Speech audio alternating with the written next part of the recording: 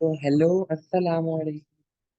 My name is Mohammed Guzamil, and today we are going to study, or do I call it as poetry? Okay, where we are going to study poetry.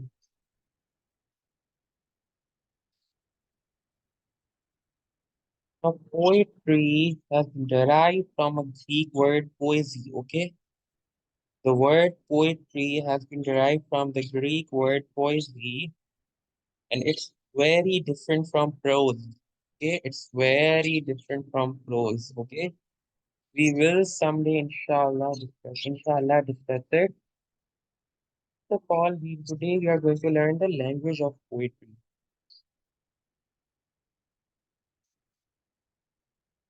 We are going to learn the language of poetry.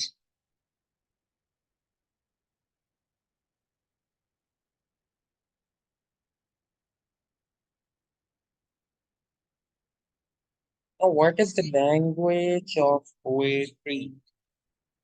Now, see, basically, sometimes the meaning of what do I call it? The lines of poetry. Okay? Meaning of lines of poetry is like at times they are obscure, like they are difficult to understand. Okay, at times they are really difficult to understand. As a result, what happens is that there are many words new to you. They are in an unusual orders, and even they can be from medieval times. They can be from Elizabethan age. They contemporary tales. They are very difficult to comprehend. Why? Because they are written in a style which is difficult to understand for, which is difficult for us to understand. Okay, so perhaps some things are missing. So this is all these things make a poetry ambiguous, confusing. Okay. So a poet's style is just like not to make something difficult. Okay. Poet does not aim to make something difficult.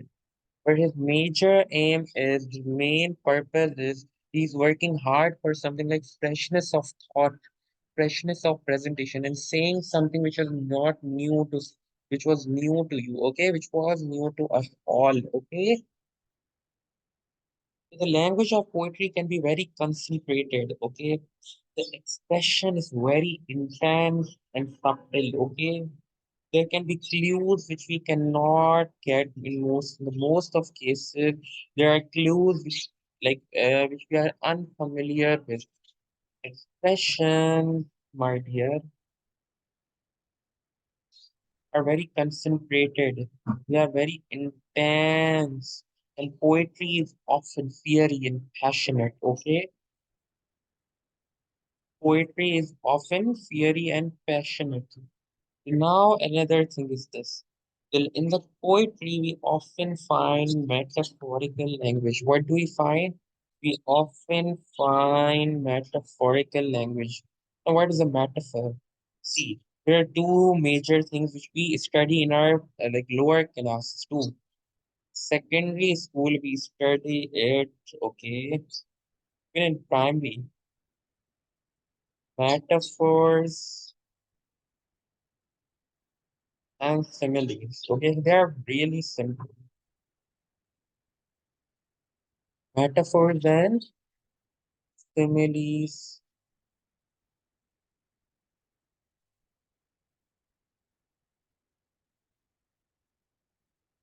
Basically, metaphors can be in this way, like he is a agile monkey. Well, it's a very degrading one, but like he is a walking encyclopedia. Okay. Okay. This is so now this one similes are like as agile as a monkey, as cool as a cucumber. Okay. So this is what similes are. As and when you add as and like to compare. Okay. For the sake of comparison, you add as and like. Okay. For the sake of comparison, you add as and like. Okay. So now, broadly speaking, there are other things in it too. But these two are mostly the most important things and the easiest to guess in a spot. Okay. Like anyone can spot them easily. So there are other things. So one language is figurative. Okay, one language is figurative, while another is literal. Figurative means like this, like where you can like sort of compare and put forward different expressions which are not literal, which are not literal. Literal things are explicit. As soon as you see them, you get them. But figurative language is not quite explicit. It has implicit meanings. It can implicate something which we cannot guess at the moment. Okay, and it doesn't like, okay, so basically when the poetry is in the hands of a skilled poet, metaphors can extend in their meaning. They can condone things which we don't know, okay, which we have to guess by reading. Okay, so what are your figures of speech, my dear? Okay, what do you mean by the term figures of speech?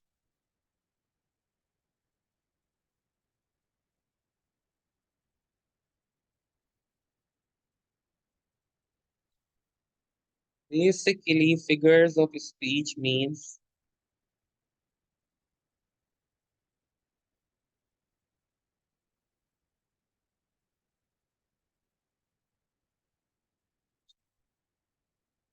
all righties here. Figure of speech means that more like see, like I have a fact, okay, and I just don't want to be clear on what I want to say, like not clear, but like I just don't want to literally say like he is very intelligent, okay. So I give different meanings, okay. I give different meanings to it. When I add different layers, it will be like this way. Like as intelligent as this. I want to say if someone is cunning. So I will say as cunning as a fox. I will not directly say that he's cunning. Okay. So this is what figure of speech. When you deviate, when you go away from the original meaning and add different things to provoke thought, okay, to provoke some sort of thought.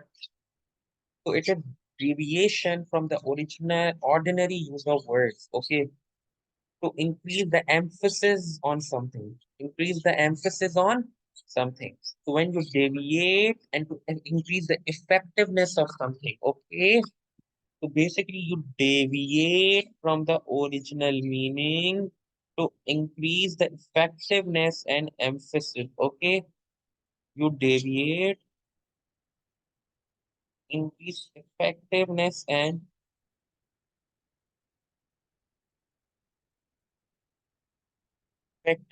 okay? And emphasis. You got it?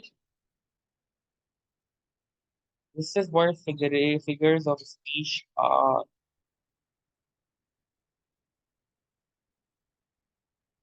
Okay. So you increase the effectiveness of something. Okay, you increase the effectiveness of something. So first of all, I will go towards imagery. I will go with imagery. Now, what's imagery? Okay, what is imagery? Imagery. Now, I can derive. I don't know if it is the root of it, but I can say that its root word will be image. I'm not sure. I'm just saying it for the sake of explanation. Image. When I, with the help of my words, try to create image of something, this is known as imagery. When words try to create the image of something, this is known as what? Imagery. This is known as what? Imagery. So, my dear, imagery is with the help of words when I create a meaning where I can imagine something. Like if I'm in the beach, I can describe beach in such way that it feels that the reader is in the beach. This is what is imagery. Like where you instead of drawing, you use your words to describe something, like sort of visual symbolism. Okay, it is a sort of a visual symbolism. You got it? So now, if you want to understand like see sort of imagery, like strong imagery, you should go with Jane Eyre. The novel Jane Eyre will give you a strong, will help you understand a strong imagery. Okay, the novel Jane Eyre is highly, strongly descriptive. Okay, now let's take an example. Okay, uh, let's think like there's quite a lot of types of literature like sorry types of imagery, but we'll not get okay. Oh, dot she does. Okay, just means she does or do whatever. Oh, she dot teach the torches to burn. This is from Romeo and Juliet. Okay,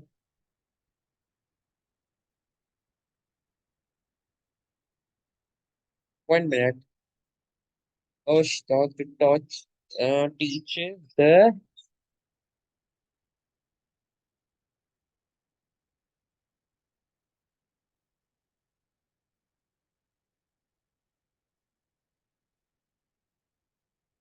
teaches the torches to burn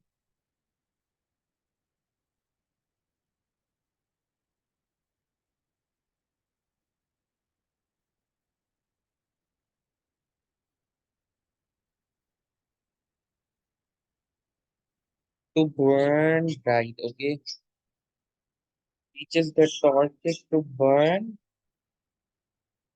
right. Okay.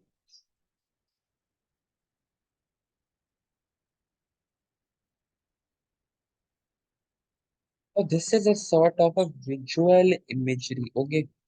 This is a sort of a visual imagery. Her beauty hangs. So this is the actual imagery. Okay. Her beauty hangs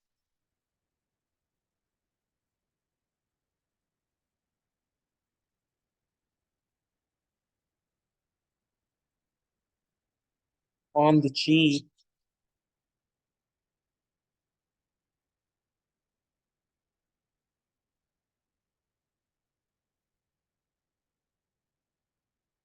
on the cheek of the night, on the cheek of night. Okay. On the cheek of night. So I'm explaining it 1 minute.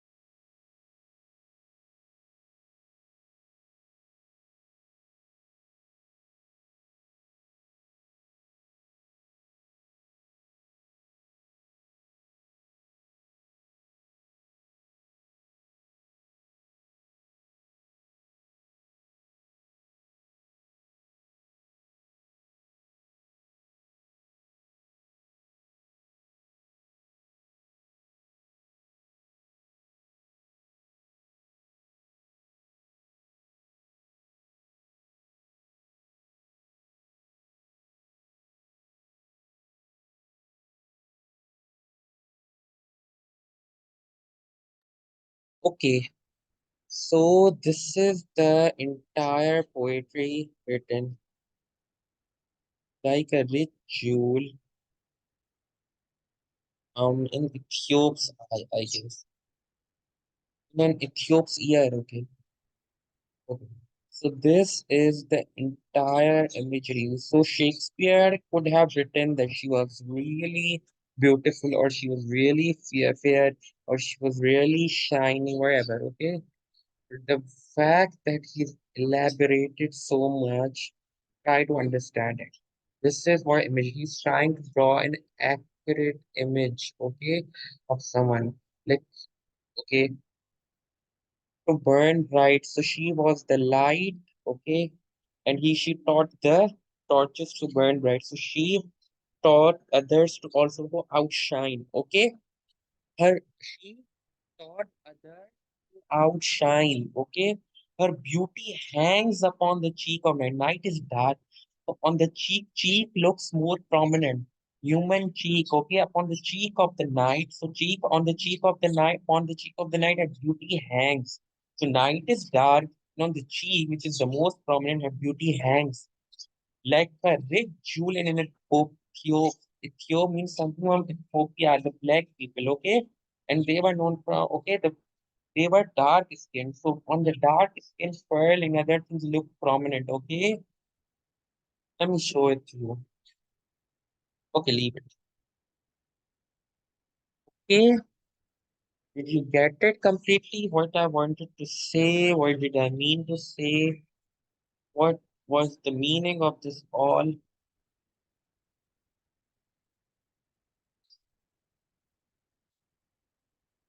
Okay. Metaphors, the comparison. Metaphors and figurative, sorry, and similes represent a sort of comparison. Metaphors compare. Okay, when metaphors oh goodness, when metaphors compare, there's some element of similarity. There's little bit of similarity within. Metaphors are used for the sake of comparison, and there is a figment of similarity. There is a figment of similarity. Okay. So how, let's see. If I take Shakespeare's Twelfth Night example, it is as if music be the food of love, play on. Okay. If music,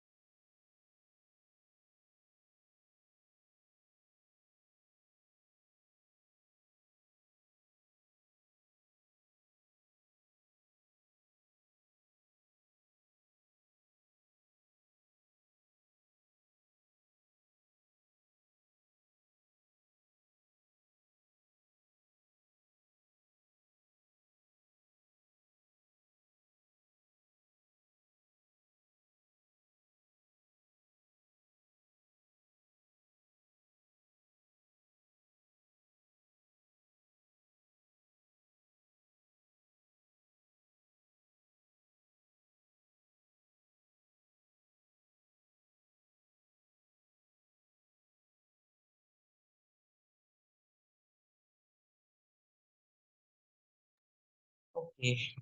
So I muted my mic. Sorry, I had some there. But this is how metaphors are. Okay. This is how metaphors are. The music be the food of love, play on. Okay. Music be the food of love, play on. And skills that blossom like a plant blossoms, okay? Like a plant blooms, like a plant grows. So skills are blossomed. It would have said if it was a simile, it could be like if they have blossomed like a plant,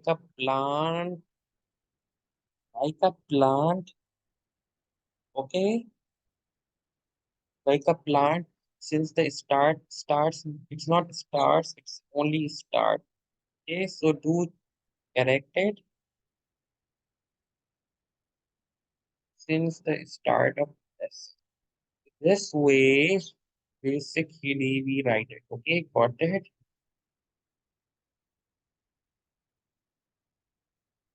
This way we write a metaphor. So if it was like the skills have blossomed like a plant since the start of a lesson, since the start of the lessons, okay,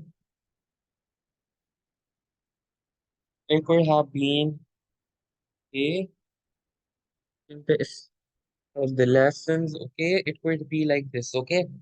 If the music, uh, if music be the food of love, play on, okay. This is from Shakespeare's uh, 12th Night, okay. Another thing is the slings, arrows,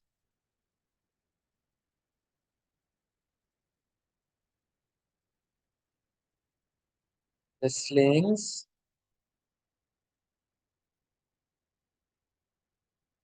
arrows of misfortune, okay. The slings and arrows of misfortune. So this is another example, okay. It would have been like a sling, like the slings, like the arrows, misfortune hit hard. Okay, it could have been that way. It could have been that way, right? So now you got it, what the metaphors are. Another thing is extended metaphor. Another thing is known as what? Extended metaphor. The second thing we are going to study is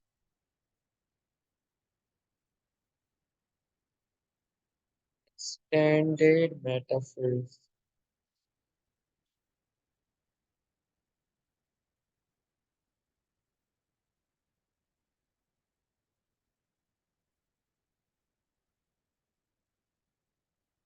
Now, what are extended metaphors?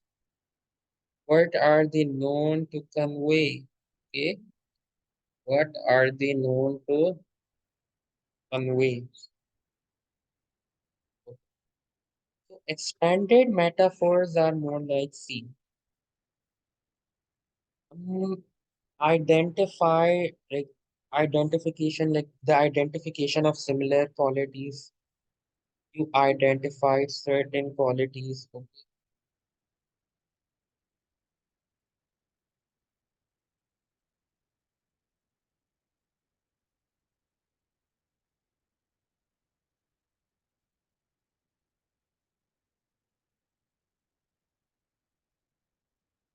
The uh, identification of similar qualities. Okay. The identification of similar qualities elaborated over a number of lines. Okay. They may run throughout the poem or prose. Okay. They may run throughout the poems or prose. Throughout a poem or a prose. So the identification of similar qualities are elaborated over and over again. Okay. So let's go in depth. Now let's add depth to it.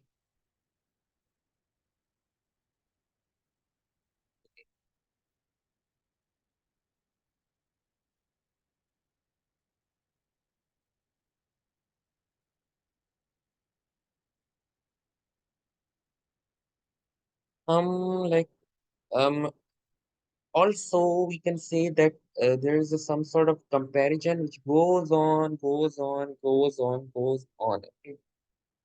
There's a certain central theme.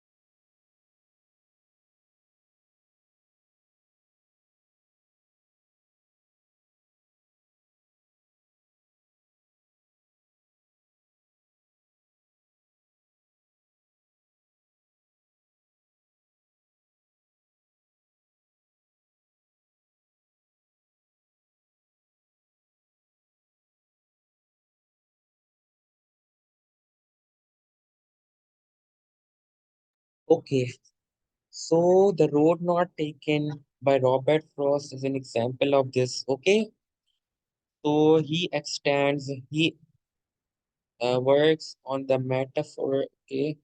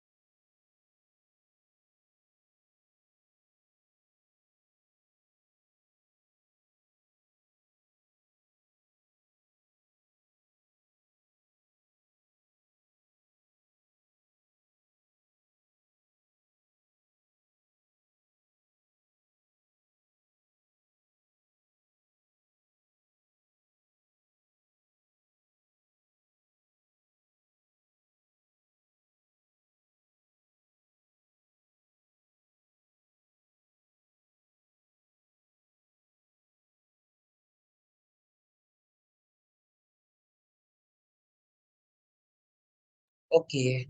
So basically, sorry, I have a lot of issues. Not a lot of issues, but like it's Eid day here na, so it's quite noisy. Okay, it's not issue, but like it's becoming problematic for me. So now see, a road not taken. Robert Frost is a very famous poem. Okay, a road not taken by Robert Frost is a very famous poem. But when you see it, it just talks about a metaphor road, like road of the life. We doesn't say that like you don't have a proper road of life, but you are saying is it's a metaphor. Okay, so you compare the life to a road, you compare your decision, the path you take in your life to a road, and then you make pivotal decisions. Okay, and then it goes on and goes on to extend, to talk over this comparison again and again, again and again. Okay, and then Juliet is the sun. She goes, Shakespeare goes on and explains it continuously. He explain it continuously. So it builds upon a simple metaphor that like Juliet is the sun, then it goes on. Okay. Then it builds upon, then it with figurative language and gives more varied, more descriptive comparisons. Okay. Gives more descriptive comparisons. Okay.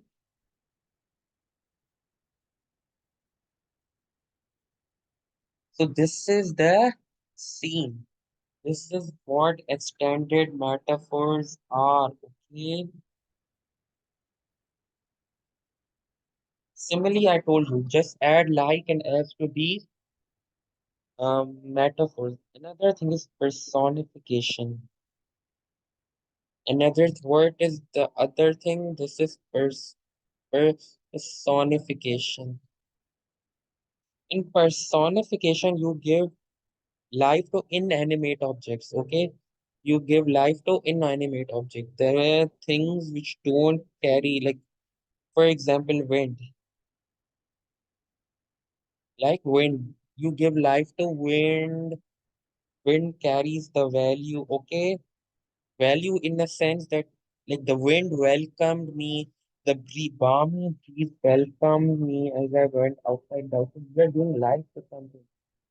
We are giving to something non-human being. We are giving life to something abstract too. Like love is abstract. It's not concrete. A something abstract. You are giving life to either something inanimate or something abstract. Okay. You are giving, for example, the lamb muttered.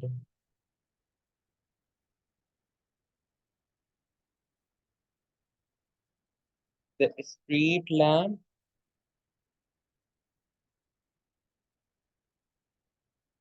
muttered. Okay.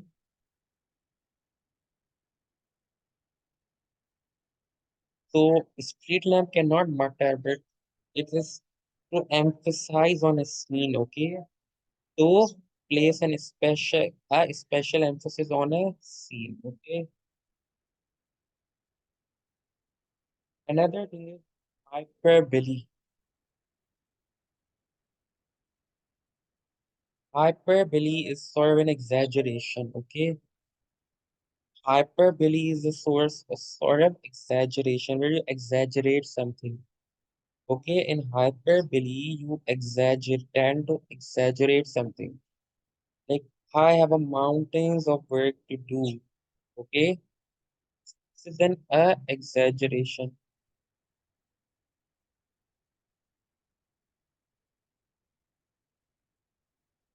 I have a mountains of work to do, and can be said, uh, and now it will be wrong grammatically, but it's an old sentence. And 100 years,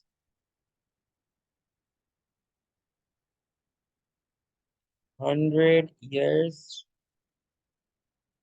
Okay, and 100 years will not be 100 years to go to play in ice. Okay,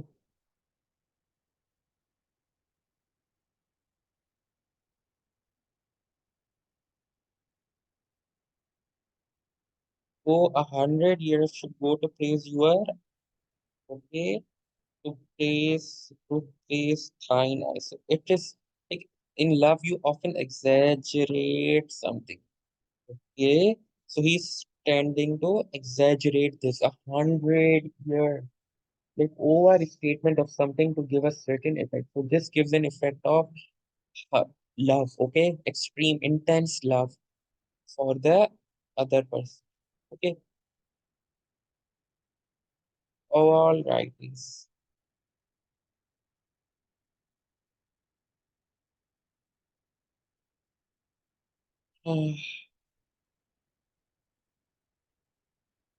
Another thing, lie to tease, okay? Another thing is lie to like understatement. Another thing is lie to tease. This is another figure of speech. In lie to tease, what you do is you give understatement for a certain effect. Okay?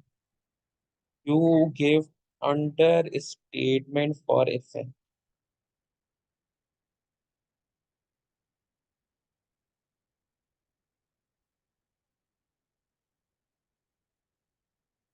Understatement in what sense? See, understatement in a sense like you try to add on the negativity of something.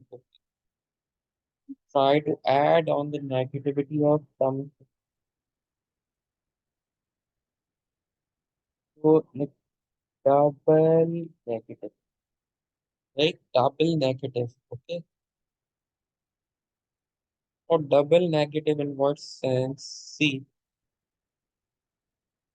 for instance, I say not seldom. Seldom means rare. So not and seldom. Instead of quite often. So I give a certain effect instead of this often. I don't say not often. Okay. Another thing is not bad. So these are your liabilities. Okay. Not bad. Alrighties. Shall I go on and on?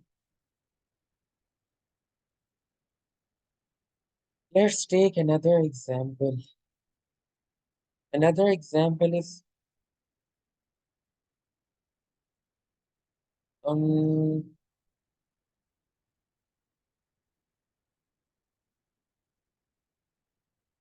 it is not the worst thing I've eaten. Okay. This wasn't half bad. So this is more like a negative connotation, okay?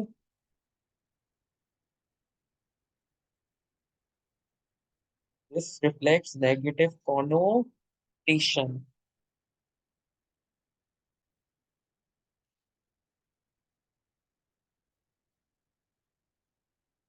Another thing is antithesis.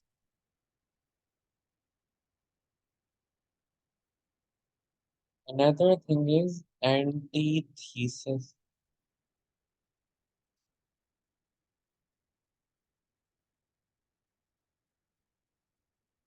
Now, what does the term antithesis means?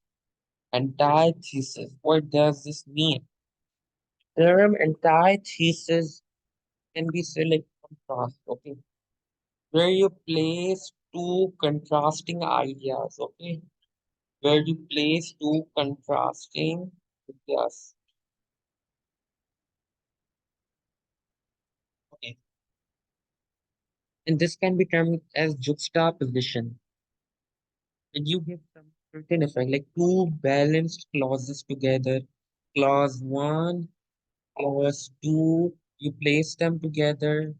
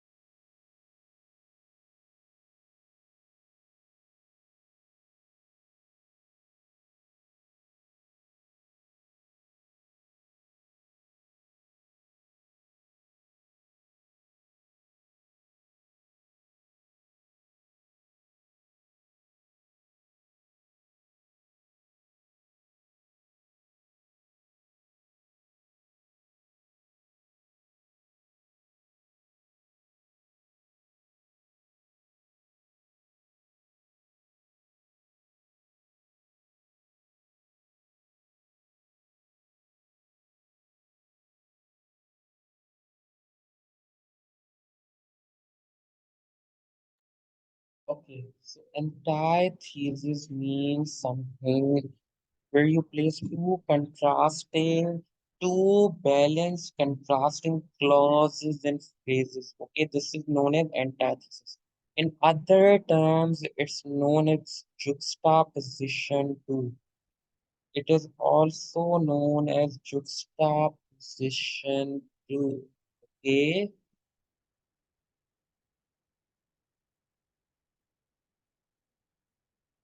now let's go in depth.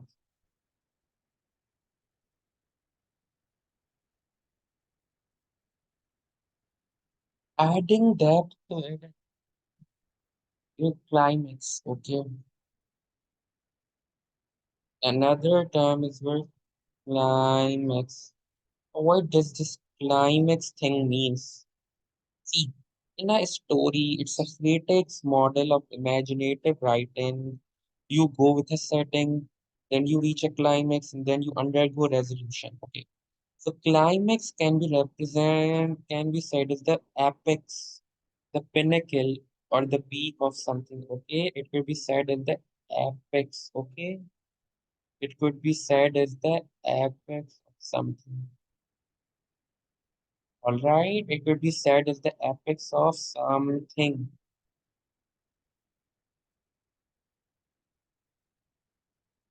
Okay. So basically, when it's the apex, then it is gradually like reached, okay, and to seek, to yield. This is the climax in figurative language. Climax in a story is different thing, okay? Climax in a story is different thing. Climax in the figure of speech is like could be more like climax actually means ladder. Okay. A climax actually means ladder to climb something in Greek. Okay. It means this. So it could be like this way, where you gradually build up the emphasis. Okay. Look up, look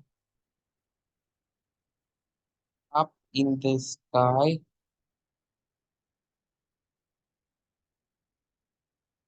Look up in the sky. Okay. What? Look up in the sky.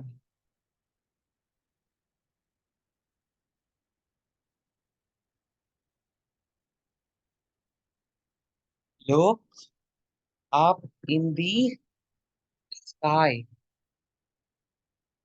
It is a bird.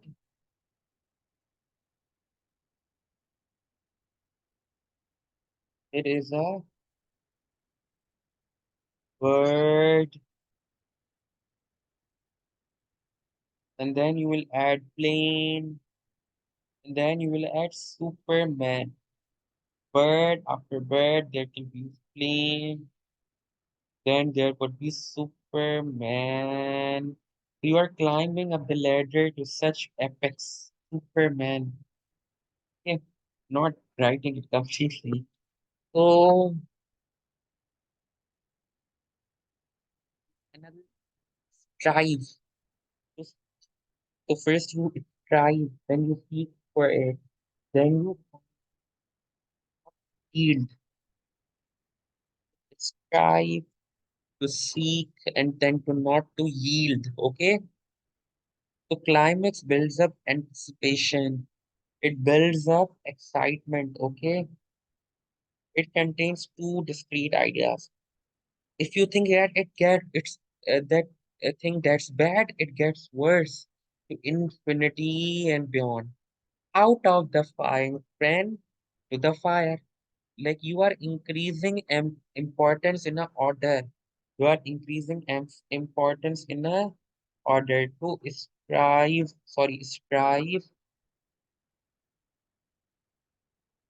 okay, to strive, to seek,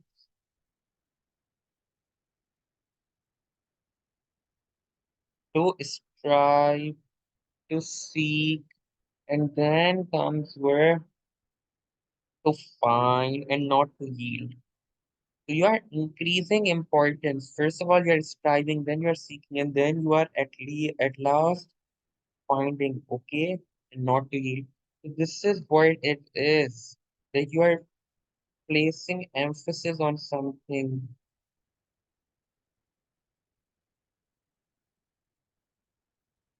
Okay, this is what is known as climax. Then comes anticlimax, which is usually done to add humorous effect. Okay, like you basically instead of climbing, you like come downwards. Okay, he lost his family, lost his family,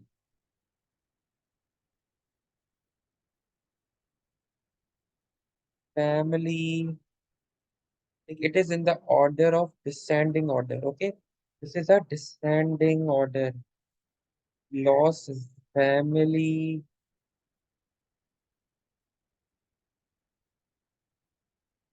Okay, he lost his family, his job, and his house plans. Okay, now in these two serious things, this trivial thing has come. Okay, this trivial thing has come. Okay. Amid this, I have found a trivial thing.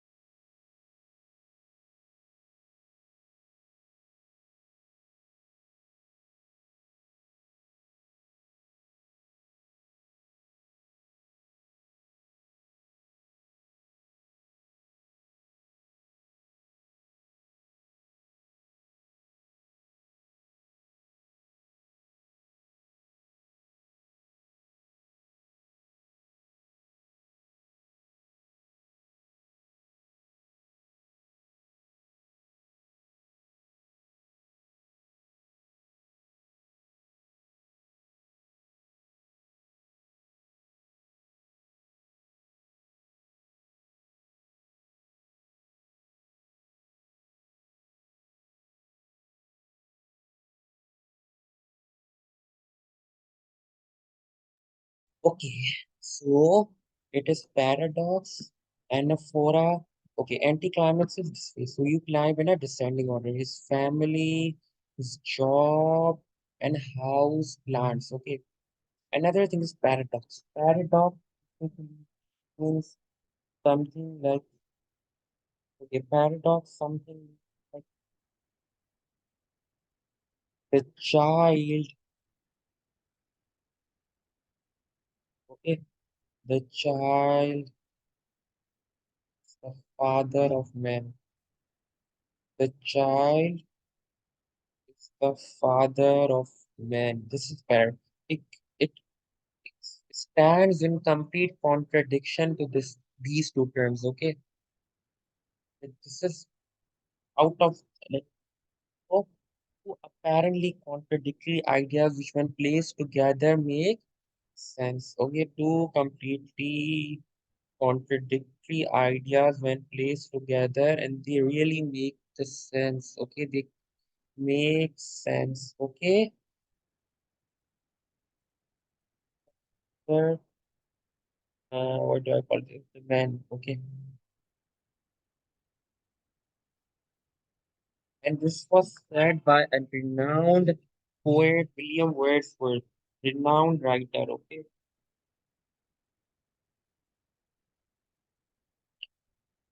Anaphora is repetition of the introductory phrases.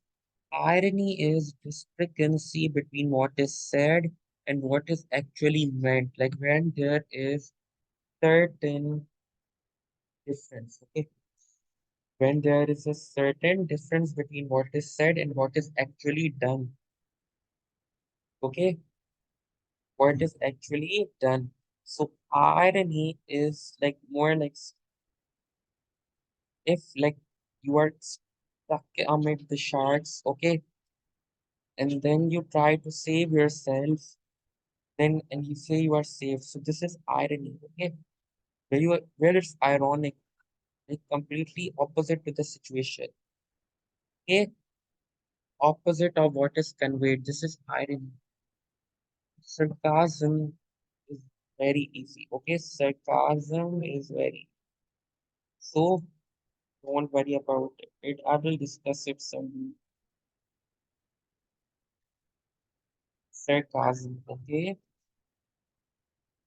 so this way I hope you got it. So now we have left the things which are left for this chapter are neologisms, creation of a new something new.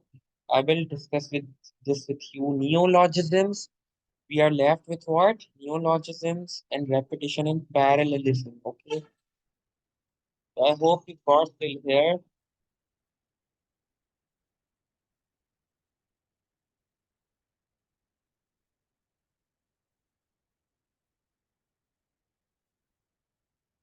Okay. Now we are left with what?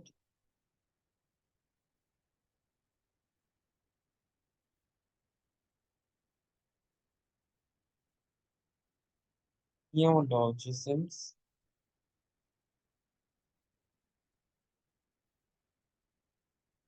And another thing is known as parallelism.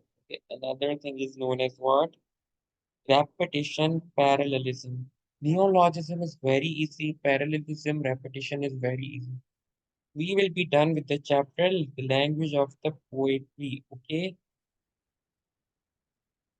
I hope you got it. And Devins, apologies for the delays uh, amid this because I had some issues, not issues like, yeah, something going on.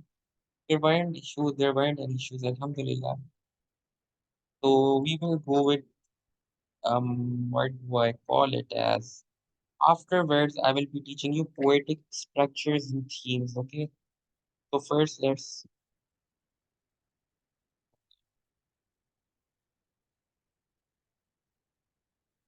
we will study. Today we are gonna, so tomorrow or maybe in another day, we are going to study poetic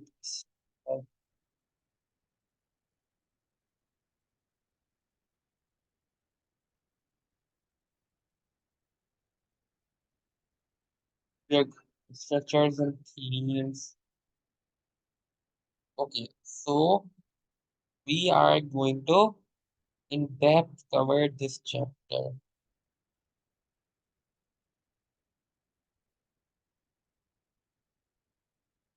Poetic structures and themes is in the pipe.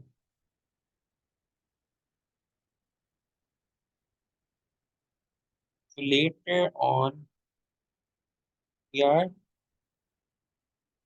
going to discuss this bit.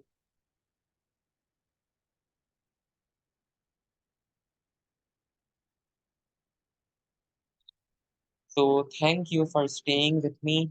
Allah Hafiz. See you.